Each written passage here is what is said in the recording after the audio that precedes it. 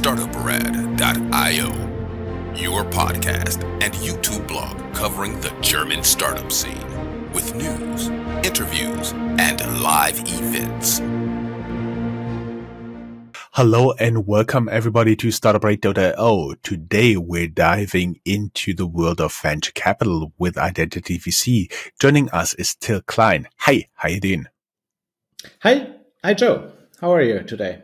Doing good, thank you. You are the founder and managing partner of Identity VC, a VC firm redefining investment in early stage startups. In 60 seconds, Till, can you share what sparked the idea for Identity VC and what problem you're most passionate about solving? Sure, happy to. Identity VC invests in LGBTQ-led companies. And the thesis behind that is that innovation thrives when we break from the norm. And for the LGBTQ community, breaking the norm is part of our DNA.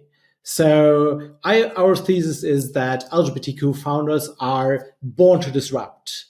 And this is a great untapped opportunity as an investor. Full stop. That's why we do it and what we do. Mm-hmm.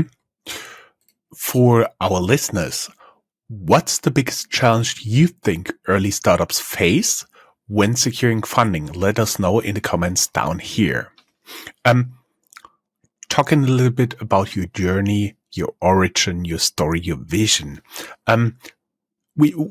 Before we got into the recording, we talked, you already had a successful career before founding Identity VC, working, for example, with BCG. What was the catalyst that led you to launch this venture fund? Yeah, it's kind of, you need to go back to, I wanted to work for a bank. When I was at university, I wanted to work for a bank. But I finished university in 2022. There was no jobs available in banks. So that's how I ended up with BCG. I never regretted it, and I had a good time, and I stayed there for more than 12 years. But I've always focused on financial services. And at some point when left and right, the fintech wave started, I saw my clients doing nothing and got a bit frustrated. And so that triggered me to start my own company, fintech company. And so that's also how I met my now co-founder, Jochen. He is a family office investor out of Berlin. And we both came across an organization called Angels in the US. That's initially gay investors who invested into diverse founders. And I came across them as when looking for funding. Jochen as an investor, as co-investor, he did a lot of co-investments with them. And we asked ourselves kind of, why is there nothing similar in Europe? And so that was back 5-7 years. And then kind of we didn't find a reason why not. The only reason is probably nobody did it. So then we were waiting for a while if somebody does it, and nobody did it. And after I closed down my startup, we then said kind of, let's give it a try. Now I've got some time. And obviously, it's on us to start that idea in Europe. Mm-hmm. Mm-hmm. That already kind of gets my next question. Which gaps you saw? It's especially the LGBTQ founders that you are looking for. From our discussion before, my understanding is that at least one of the members needs to identify as LGBTQ. But everything else is just a normal startup. You're also looking at the normal business projects there and stuff. Absolutely. So actually, there was no fund focusing on the LGBTQ or queer community. It's sometimes easier than the acronyms. But the opportunity is huge. So we estimate that 18% of the startups do have an LGBTQ co-founder. And this is even growing given the fact that in younger generations, more people are identifying as queer. So this is a huge untapped opportunity as a VC. And if you compare that, that's more or less the same size as the fintech market. So it's a huge opportunity. Mm-hmm.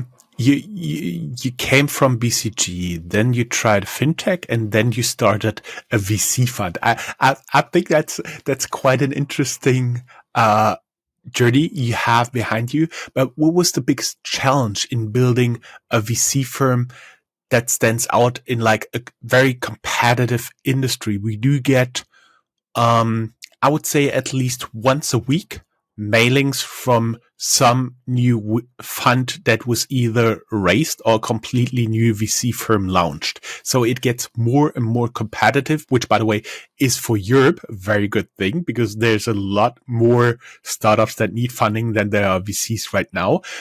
But what would you say kind of stood out as like the 1, 2, or 3 top challenges you faced there? Yeah, let's say kind of I wouldn't have started if the opportunity wasn't so obvious, because honestly, starting a generalist fund in Europe at the moment, I wouldn't do that.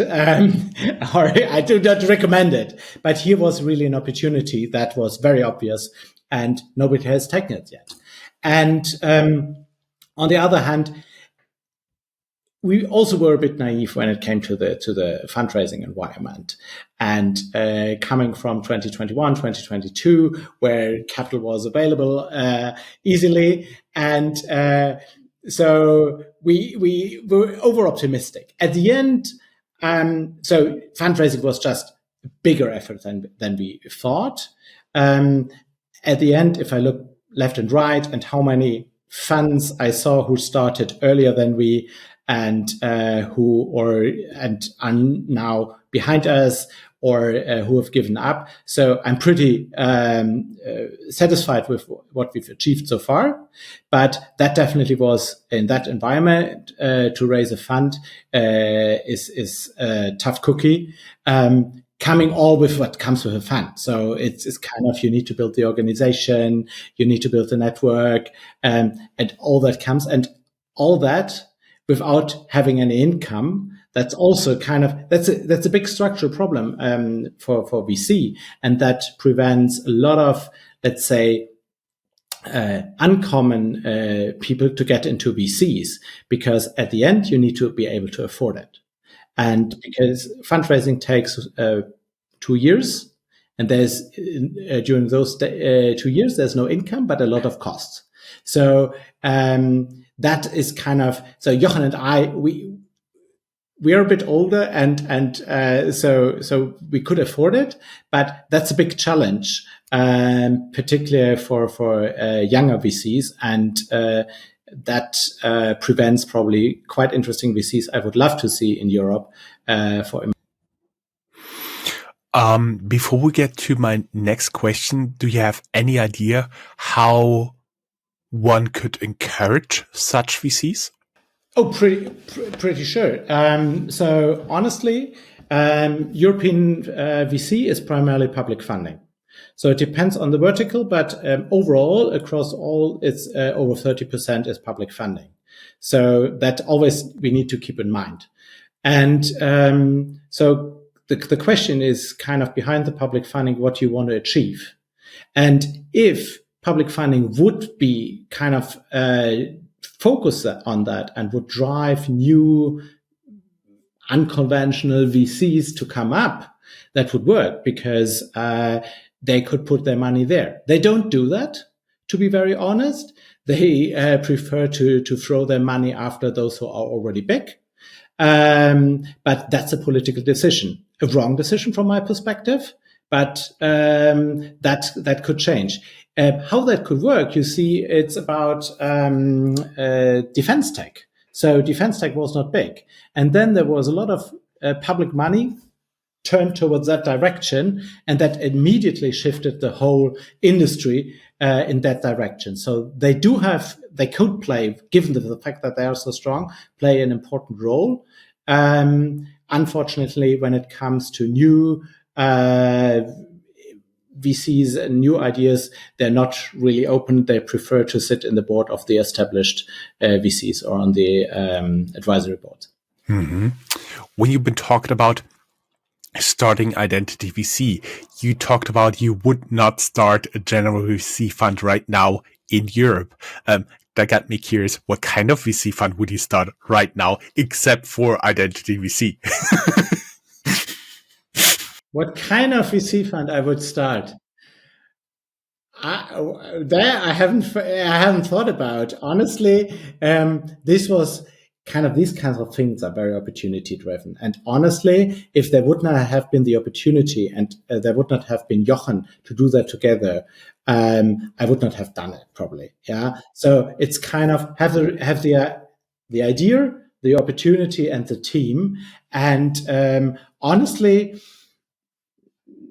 there is none, so I don't think I need to start a second fund at the moment. So I'm still busy with the first one. I do believe so. Let's talk about a little bit of the industry market landscape, the competitive edge. You are described as investing in startups with a strong market fit and unique identity. What defines a strong identity in a startup? A strong why, a strong mission. Why are you doing this? Mm-hmm. What's the mission? And founders who really know they want to change something, they want to build something, except from getting rich, which is not, from my perspective, a very strong mission, at least kind of in terms of pushing a startup through. Mm-hmm. We've been talking about your main investment focus, but there are also, of course, different industry, different trends. Think about like all the things we've seen in the past, e-commerce, fintech, quick delivery, drones, and so on and so forth. How does Identity VC position itself in this evolving landscape? Are you looking on a deal by deal basis, or are you already seeing what could be the next trend, what could be the next interesting wave of startups? Lots of buzzwords, which is kind of, very kind of that characterizes the VC industry. Kind of there's lots of trends and fashions, and then everybody is chasing that. So typically the most VCs are not very good in risk taking and taking new opportunities, which doesn't make any sense because that's the job of VC. But I've never understood. So you want to go for the stuff others don't look at. And honestly, if you look at the history of VC, that's also how big VC firms grew, because they took a decision that was against the market. But to answer your question, what we do is we are generalists and decide deal by deal. So we are open for plenty of opportunities. And so that also comes with a challenge in terms of you need to have the expertise, you need to have a great network.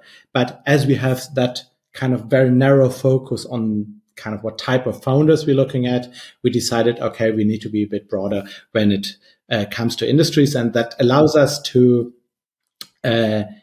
see very, very interesting stuff, particularly for a guy who has a banking background, which is like very boring, very kind of always the same, a very simple industry.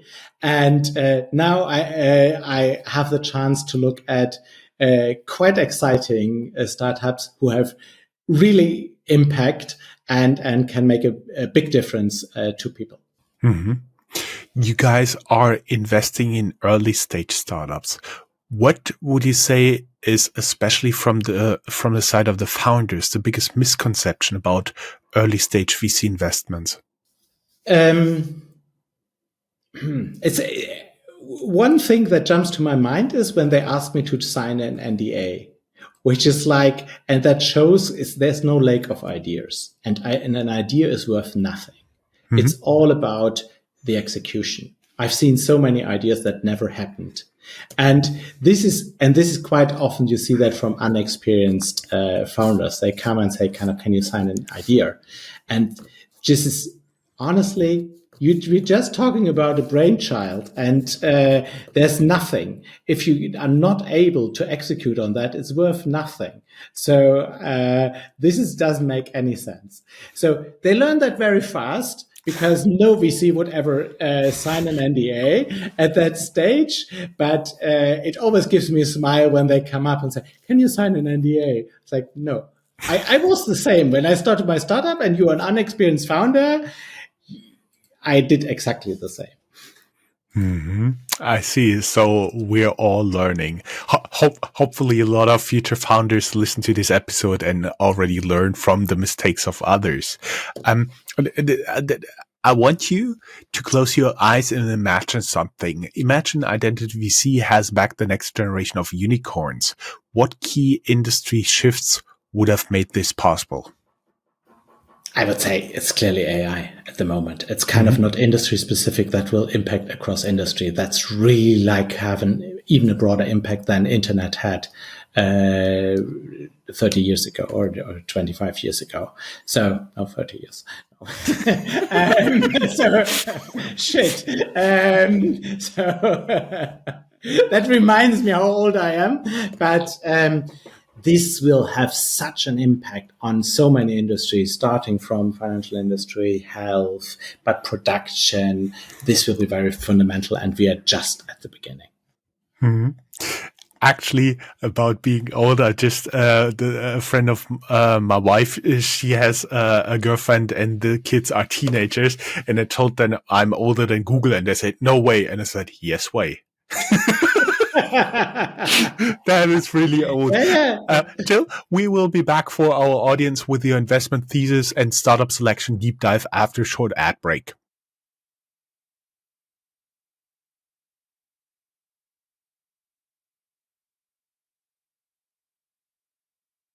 Hey guys, welcome back to the interview with Till from Identity VC. We are now talking about investment thesis and startup selection. Till, what are the top 3 criteria that determine whether Identity VC invests in a startup? We already heard it's not the idea, it's the execution, but what else? It's pretty clear. There needs to be a real problem. You need to solve a problem for somebody. Secondly, there needs to be a market and a big enough market. If there's no demand for, or nobody is paying for a solution for the problem, or it is too small, it doesn't work. And thirdly, it needs a great team that executes it on it and solves the problem. That is great. It seems like you have seen my next question, because beyond the numbers, and be honest, in early stage VC investment, the numbers are not that important here, because the real revenues will come in the future. What are some intangible qualities you look for in a founding team member? That's what I mentioned before. It's kind of mission driven. I think that's very, very, what's the motivation? Why somebody started the startup? So I think that's a very, very interesting question to understand the startup. And why are you so crazy to go through all the pain? Yeah, so you need to have a very strong motivation. Second is risk taking. You need to be willing and able to take crazy risk. And everybody around you will advise you not to take that risk. But then you are exactly on the right way. If everybody is disagreeing with you, go ahead, you are on the right way. And that combined with a hustler mentality. Mm-hmm. At the end, it's like there's nothing to delegate. There's just roll your sleeves up and go create results and create them fast. By the way, mission driven, that made me smile, because being rich quickly is not a mission here. It is, honestly, that drives some founders. Yes, it does. This is not a company I would invest in. Yeah, so the getting rich is all good. And honestly, we're not good in Europe. So that's kind of, for all the pain and all the risk you take, there needs to be a proper reward.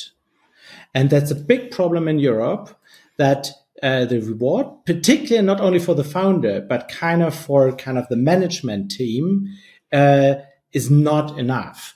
But it should be not to build. That's not enough to build a great company and to solve a real problem.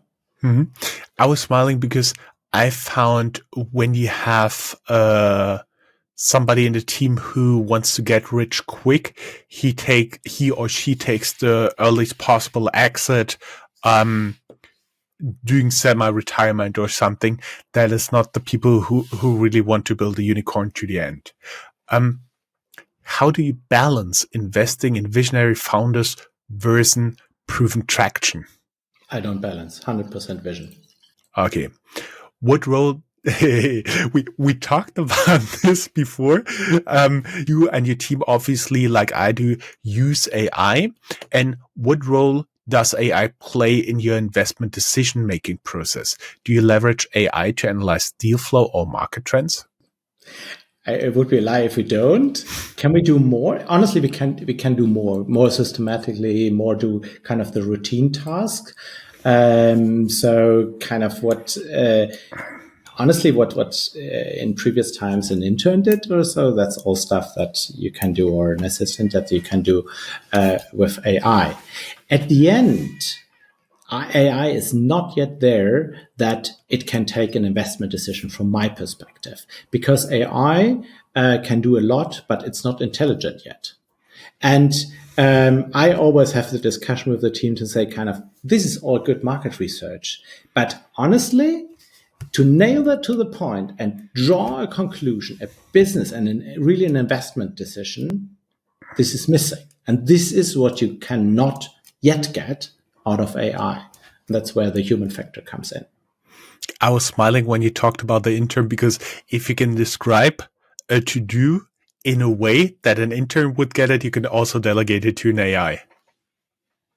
That's a very, very good point. And honestly, I see that, and I've experienced that so often, that you get something and you think, what the fuck is that? And then you just have to hold your own nose and think, shit, this is what the briefing I gave. I gave no briefing, so bullshit in, bullshit out. And that's exactly what's happening in much faster pace. So you get more faster feedback, but that also happens if you don't give proper briefing to your team, and the more junior they are, you get non-optimal results. Yeah. Mm-hmm. I see. Let's talk a little bit about business model and growth strategy here. VC is evolving. How do you see traditional VC models changing over the next 5 years? As we already talked, AI will have an impact. I do believe there's some overvaluation in AI, but we're just at the start of learning how to really apply it, and the development is already in the future here. So how do you see the traditional VC model changing? First of all, I would challenge your point that VC is evolving. This is a very conservative industry which has not much evolved over time. And has not much changed. So it's dominated by white old men and public institutions. And they are typically not the change drivers. And so is the industry. The only shifts we've seen is kind of what I mentioned a bit earlier, is kind of when there was a shift by public funders, kind of defense tech is a good example. So they shifted their money. That was like a big boom in one direction, and everybody is running behind them or following them. But at the end, if you look at things like women in VC, this is ridiculous what happened in the last 10 years. In kind of, if you look at top ranks, the share of women in VC has grown from 2011 to 2021 from 9 to 12.5%. This is fucking ridiculous. If you project that in the future, it would take another 107 years to get to parity. So this fucking industry is not changing at all. And this is all lip service and kind of we get more diverse. No, you're fucking not. So you are at a lower double-digit number of female, and not talking about other diversity dimensions, but there's, for obvious reason, more data available. And that's also true to other stuff. So this industry is ready for disruption as well. And when you talk about public investors, one should keep in mind that you're not only talking about the legal entities here involved in Europe, but also you should keep in mind that a lot of the big VC funds in the US are basically backed by something like the Teachers Retirement Fund of California, Ontario Pension Fund of Public Employees, or something like that. You should always keep that in mind. It's important but that's a political issue, that in the US, kind of pension money, and that's the biggest pool of wealth, flows also into VC, and that's a big problem of Europe that policymakers have not understood that this is the lever. The only who has understood that is Macron. You can debate about him, but that's what he did very right. He forced kind of the insurers to put more money into VC and kind of look at the numbers that in the meantime, Paris has overtaken Berlin. That's one of the reasons why. What's your take? I mean, as a traditional VC, what's your take on alternative funding models like revenue-based financing or, for example, crowd investing? We put a lot of hope in crowd investing, but right now it's more a proof of interest by potential community, by potential audience, like a first step to raise venture capital. I've seen it so far. Yeah, it's good to have them. They never took off. Obviously, they're not the solution. Because what we need is funding below VC level. So we see a lot of great founders with great cases, but they're not a VC case. They might become a company that's worth 80, 100 million or 100 million, which is fucking successful, which is great, but it doesn't work for the math of a VC fund.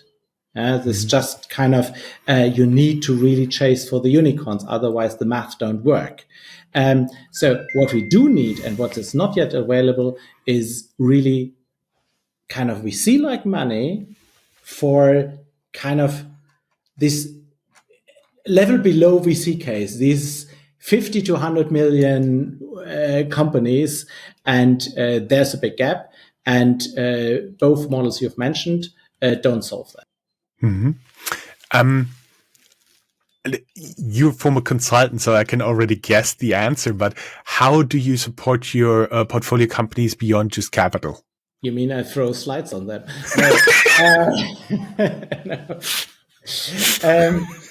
Yeah, first of all, we can, I would say as every other top VC, we can help them with funding, with operating support, with strategic advice. So Jochen brings an incredible experience in fundraising. So he himself has invested over 100 million into VC. At the same time, he's an LP in over 20 funds in the US and in the EU. So he has top connections, and something that is not so common also into the family office world, which is very difficult to get in for founders. Mari has very good operating experience. So she was a growth operator, scaled a company over a double digit in ARR. You mentioned I have a consulting background and was a founder.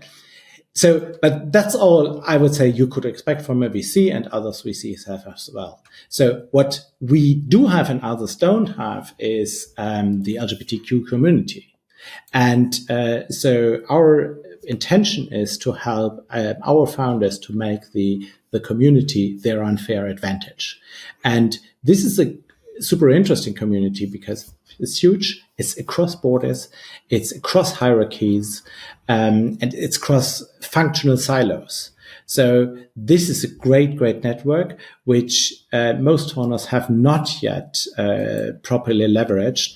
And to get access to experts, to mentors, to corporates, we have in end of February, we have an event in Amsterdam. I'm super curious how that will work, kind of connecting LGBTQ founders with companies, with the pride networks and the companies.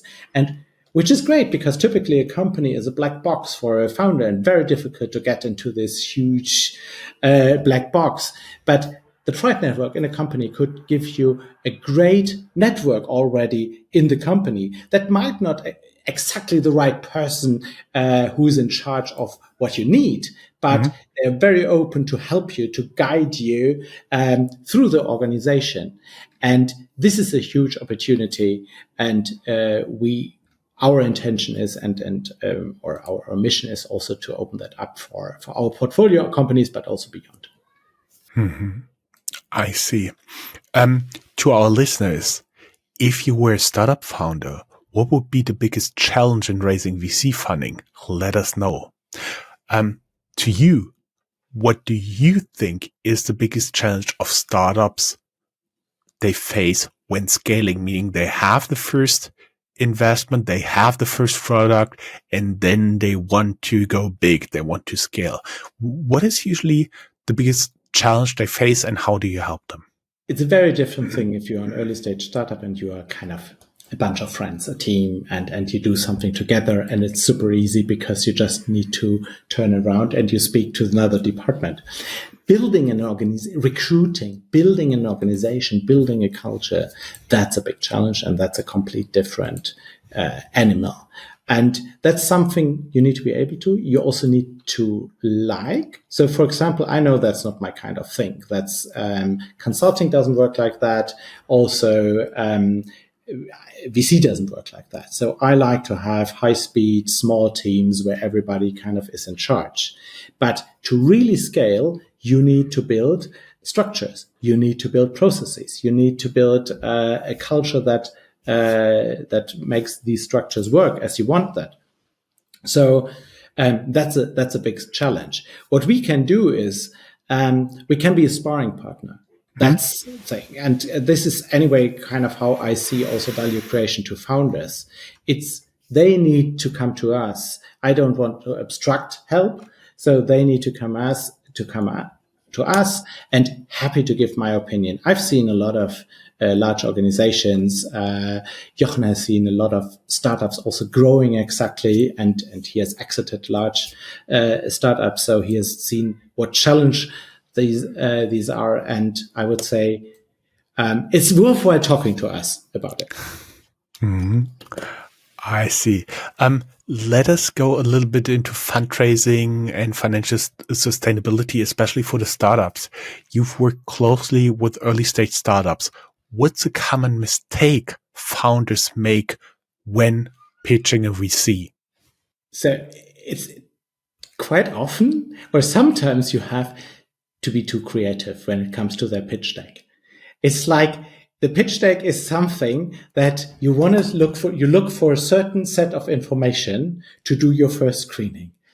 Don't be creative. Just have the information I'm looking for. If it takes me too long to look for the information, and if I'm not able to understand the product, the market, it's super simple in a few minutes, then this is not good sign. That does not mean it needs to be professional, and also to get across kind of your branding and the shape. That's kind of, I'm able to do that. But sometimes too tactical, too creative decks, just do your homework. And that's because the first step is very technical in VC. We see 10, 20 decks per week. So screening it, you look for certain information, you take a decision. Do we want to talk to that team or don't we want to talk to that team? If it takes us too long to figure that out, it's a default no. I see. You've been talking basically about keeping your first pitch deck boring. But what was a stand-up pitch you've received that really struck you? So far, none. I've seen good pitches, yeah. So, but there was not I'm still waiting for the real moonshot pitch that blows me away. They were all like better or worse, but there was none that's like completely throw me away. Great.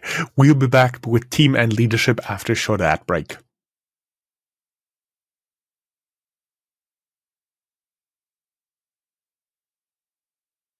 Hey guys, thanks for staying on. I'm talking with Till in, I think, more than 35 minutes already here in the recording. We are talking about now, Till from Identity VC, I have to say, and we're talking now about team and leadership. I would be curious what one leadership lesson is you learned while running Identity VC, not BCG, not FinTech. I'm probably the wrong person to ask. I'm a really bad leader. So if you know this LinkedIn things, kind of good and bad leadership, and then there's this bad leadership. That's all me. So I would say I'm not a role model here, and I'm also too old to change fundamental things here. You always learn, but I would not say that my leadership style is a role model. I see. So then quickly shift into the culture. What would you say are core values that define the culture at your company? What sticks out is we are super entrepreneurial. And that's kind of also what aligns Jochen and me. We are very different in terms of how we work, but we are super aligned on the mission, but also on the values, what we accept. And part of that is entrepreneurial, do new opportunities. So I'm a big fan of don't ask for permission, ask for forgiveness, just do it. Only result count. And what I often come across in that industry is that they tell, yeah, but others do it like that. I don't care about how the bullshit others do. That's not an excuse not to do it better or to do it right.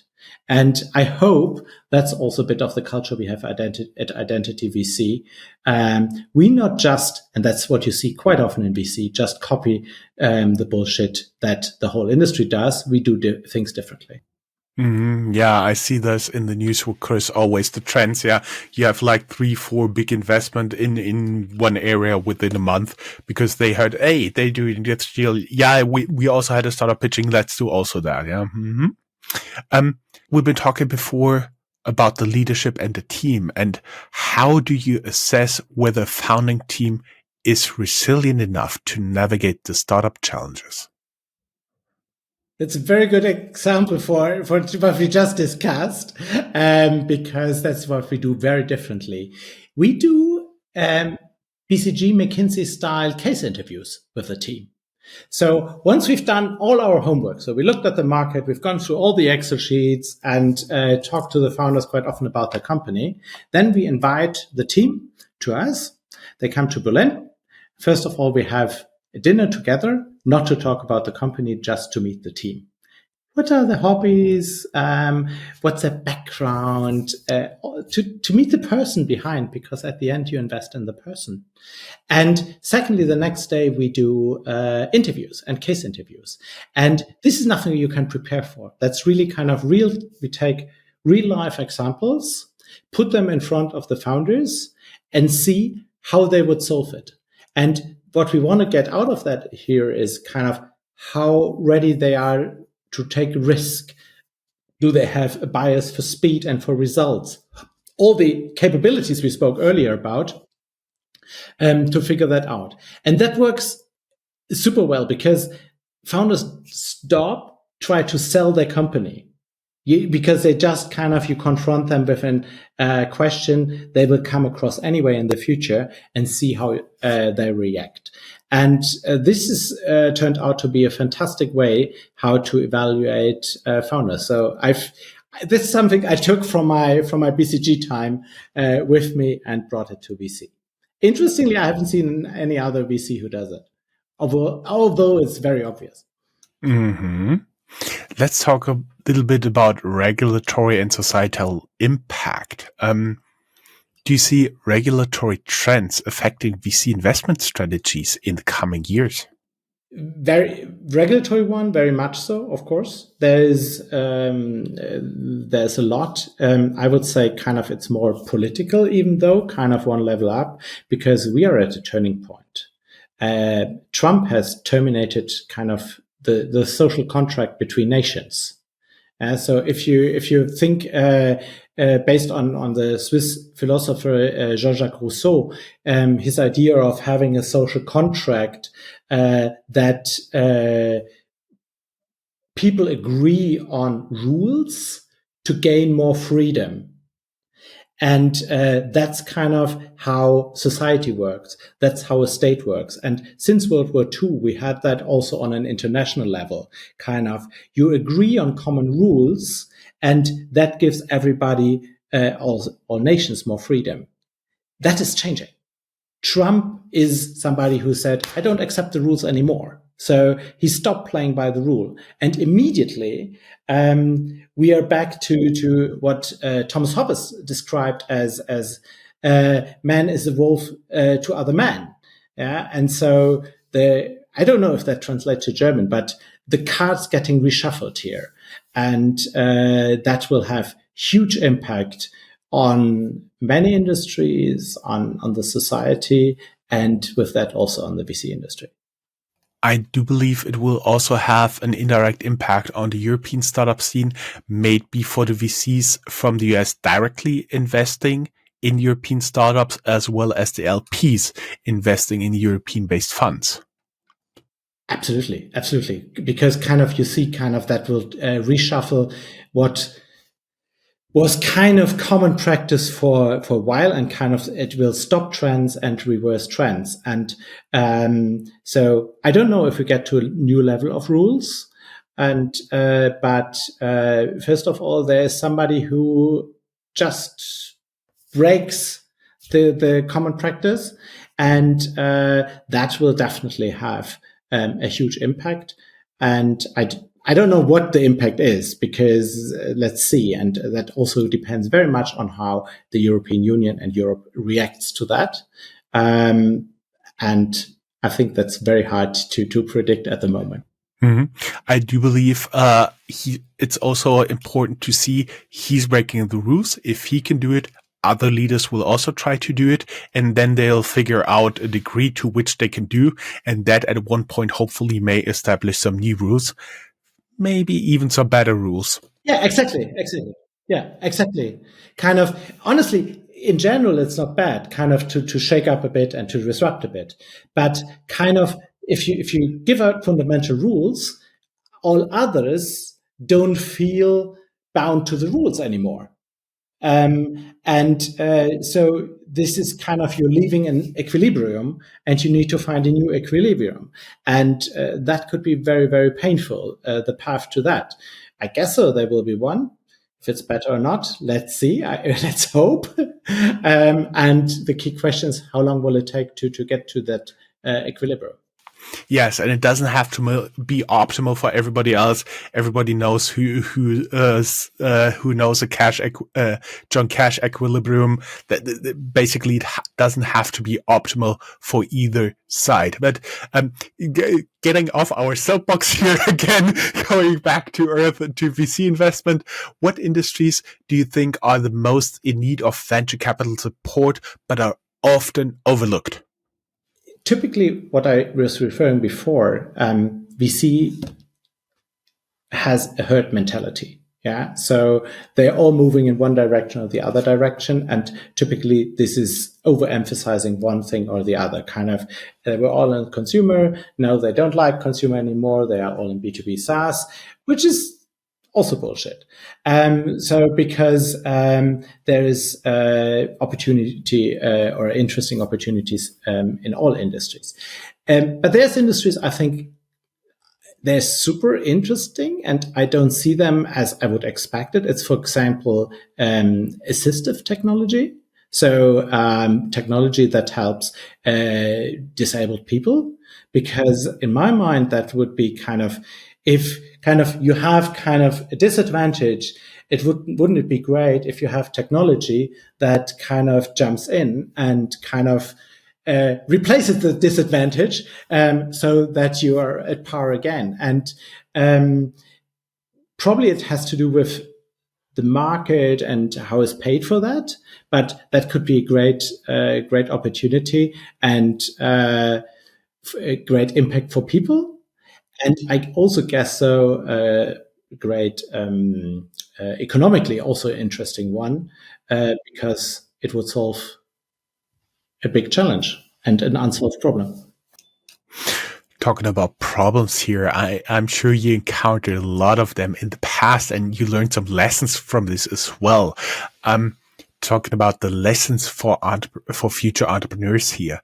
The typical question is, what piece of advice you wish you had received before starting Identity VC? I remember from the start of our interview, like almost 40 minutes ago, that you've been talking how long it takes to raise funding. Yeah. One thing is forget about institutional investors as an emerging manager. We've wasted some time on the institutionals before I learned, forget about them. They're not committing to emerging manager. Very, very rare cases. You need to raise your first or second fund. You raise on high net worth individuals and family offices. That's known, and others have the same experience. It would have been good if I would have known that before. Then that would have saved us some time. Mm-hmm. I see. Talking about a common misconception of founders about raising venture capital.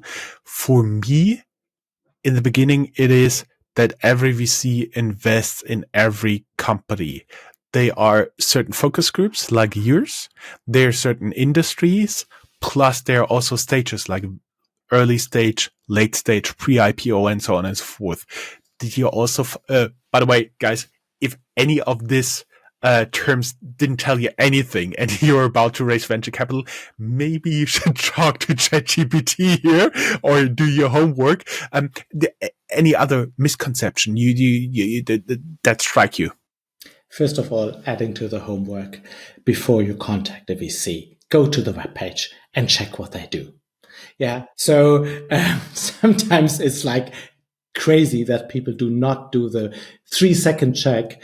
And what do they do? What do they invest in? And everybody has it on the website, and then they contact you. That's a waste of time for both of us.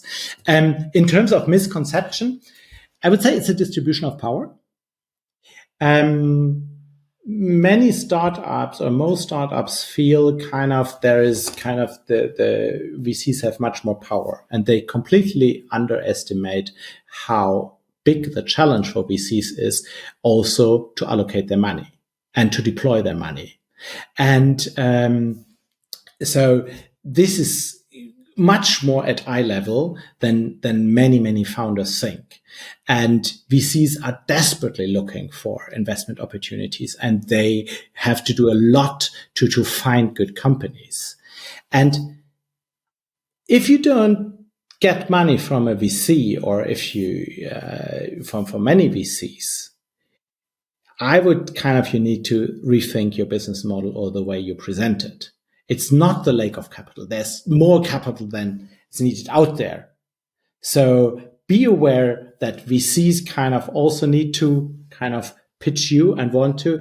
If you don't get money, don't use that as an excuse.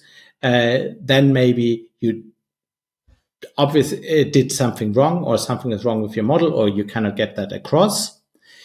Or all VCs are wrong, which could be. That also happens. But first I would look what I can rethink my business model or the way I present before I would assume that all VCs are wrong. What's the hottest tip for first-time founder about securing their first VC check? What would they need as advice? Be more relaxed, be aware of the imbalance of power you just described. Yeah, that's more the attitude, how you go into it. But at the end is what you optimize for. I did the mistake brutally. Don't optimize for valuation, optimize for personal fit. It's this is a one night stand you cannot get out of. This is a marriage for 10 years, and they are on your cap table. So really also do your due diligence and think about, can I work with this typically it's a person who represents the firm and kind of is a direct contact over that firm for the next 5, 6, 7, 8 years. And always keep in mind this one TechCrunch article that I have in mind, which kind of emphasizes a very important point. More startups have been killed by the investors than actually their competition. Interesting point of view. I haven't thought about that. I don't know that article, but it resonates. Yeah. Yeah, it resonates. Now let's go into the closing and looking a little bit ahead, the future of Identity VC. What is your long-term vision for the company? It's clearly being the European leader in LGBTQ and diversity funding. That's one dimension. The other dimension is to create and be the catalyst for a strong European LGBTQ startup community. That's not there. It's a little bit in the UK. We have that. We see that, how that could work in the US. There's organizations like Angels, like Startup. In Europe, there's still a lot of room to really integrate founders, investors across Europe. Mm-hmm. What are you most excited about the next 12 months, except the publication of this interview? Along the different dimensions. So this year we have around 8 more new investments we want to make. So this is very exciting and a lot of work, but this is always great to invest and have a new company in the portfolio. So also founders, if you're looking for LGBTQ founders, if you're looking for capital, contact us. Then secondly is we want to do the final closing of the fund in the foreseen future. And we have a lot of things on the agenda around the community and what we want to achieve and what we want to do. So this was the very short version and just the highlights. So we have a very long list, probably more than we can do, but if we achieve part of it, that would be great. Awesome. Last final questions. How can people reach you? We'll link down here in the show notes your LinkedIn profile. Is this a good way to make a first contact?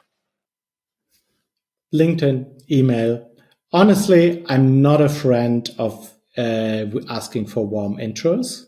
This is kind of a big problem of the industry. Kind of that shows we only want to invest in the friends of my friends. And that's one reason why this industry is not so diverse. And that's kind of same universities, same background, whatever. We want to see founders who were not part of that communities, who others might not have seen. So you can find my email on our webpage. You can contact me via LinkedIn. And please do me one favor. If I don't answer at the first time, just write a second time. Sometimes things get lost. Sorry for that. I have the standard VC check since I had a random idea during the interview with Alex von Frankenberg, at the time CEO of High Tech Gründerfonds. I asked him, he also sent me an email, and I asked him, would you reply to an email that only says, yo, we should talk? Would I reply? I don't know. It depends. I would say one more keyword would help, or a LinkedIn profile, or one trigger that maybe I would, because this is very rare. I don't reply to emails that are not personally addressed to me, and there's more than you think. This is hi, comma, blah, blah, blah. And you can see that was a mass email. This one is immediately delete. Mm-hmm. I see. Also, that would be a good way for people looking to work with Identity VC as part of your staff. Best thing is follow us on LinkedIn. That's anyway a good recommendation. Then you're up to date we invest in, what events we do. We do a lot of community events. So we have upcoming events across Europe, and also job post. So I would say that's probably the best thing. Follow us on LinkedIn. Great. Till, that has been a fantastic conversation. I loved it. Thank you very much. And to our listeners, what's a question you would like to ask Till about venture capital? Drop your questions down here in the show notes. Till, thank you very much. It was a pleasure. Thank you. Pleasure was mine. Thanks for having me. And talk soon. Talk soon. Bye-bye. Bye.